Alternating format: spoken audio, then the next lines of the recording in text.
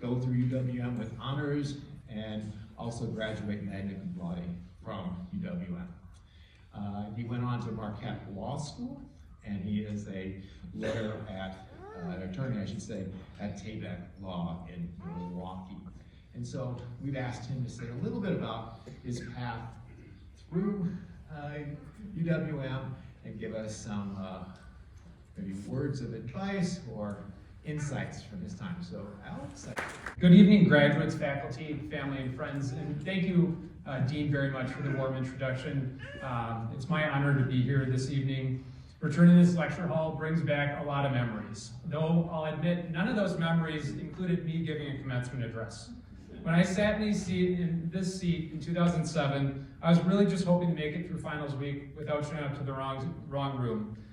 And yes, that actually did happen, but hey, it taught me to be flexible, a skill that has served me well over the years.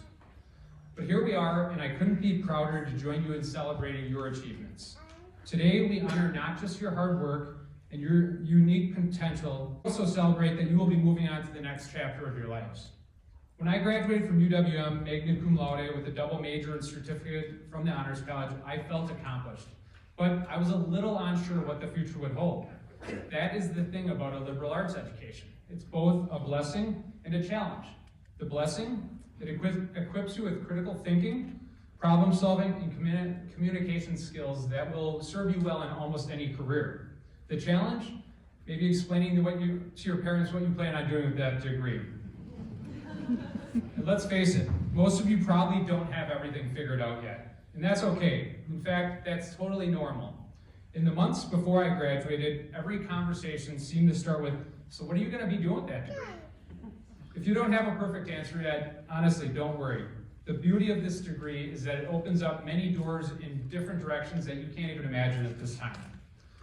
And if you're still unsure after all that, let me give you some advice, and that's fail. Try something. If it doesn't work out, it's not a failure. It's progress. Taking a job that you don't love is a success because now you've narrowed it down. Now you know that you don't love that and you can go in a different direction. So every so-called failure narrows your options down and gets you closer to finding what you truly care about. For me, that journey led to Marquette University Law School, where I focused on litigation. However, my career didn't truly take off because of my degrees or any titles. It was because I embraced something that doesn't appear on any syllabus, and that's innovation. Let me share a little story about myself in my early days at Tabak Law. When I started in 2012, the firm was a small firm of just 5 employees. At the time, my boss, Fred Tabak, gave me an opportunity to build a workers' compensation division from scratch. All I had was a list of past clients, a phone, and a whole lot of hope. And within a few months, I had signed over 40 clients, and the division was off the ground. But here's where the fun really began. Tabak Law was quite, let's say, traditional in a technological sense. We were still using paper files. We didn't have any website.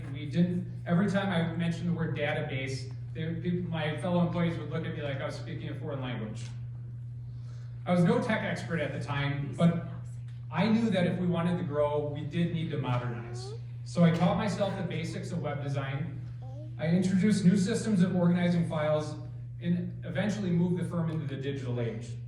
Today, we are one of the nation's largest veterans benefits, workers' compensation, and disability law firms, helping nearly 20,000 clients throughout the nation and employing over 150 staff. We currently leverage artificial intelligence and other cutting-edge tools to improve our services and stay ahead of the curve. And here's just one example. By integrating AI into our legal practice, we've been able to analyze cases faster and identify patterns that have improved the outcomes for our clients. It's not about replacing human effort, but rather it's really about amplifying it. These tools allow us to spend less time on administrative tasks and more time doing on what really matters, and that's helping people. And this is where you all come in. You're stepping into a world where technology is advancing faster than ever before. AI, automation, and digital innovations are not just tools, but rather they're opportunities. They're your chance to differentiate yourself in a workforce and carve out a place where you can thrive. And here's the best part. many of the people that you're working for or against are still trying to figure out how to use reply all in emails.